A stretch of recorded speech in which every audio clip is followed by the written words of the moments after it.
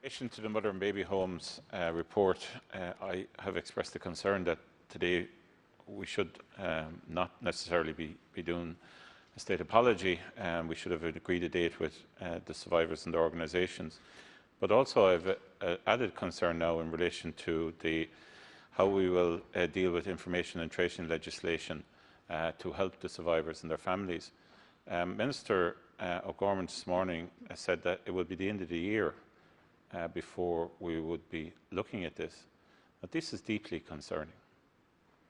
This is absolute priority legislation for all of these families. There's actually a debate whether we need legislation at all, but I'll leave that aside. If there is legislation needed, surely, given the fact that we can bring in emergency legislation for COVID, we brought in emergency legislation in the past to bail out the banks, given what has transpired for these people, surely the women and their families and children, everyone deserves this legislation to be brought forward in a rapid time in the coming weeks.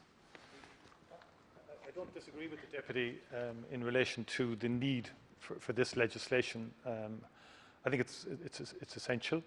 There was considerable debate in the last Dáil, if you recall, around a legislative template around access to information and to tracing, and it proved not possible to get consensus in the House at the time to get that legislation passed. This government has looked at this afresh, and Minister O'Gorman, as he said this morning, is taking a different approach to this, and government is of that view, that we need to be far more, we need to stretch this to ensure access to information for all involved in particular. Now, I think on the time frame, and again, we want to work with members of the House here and other parties in the House.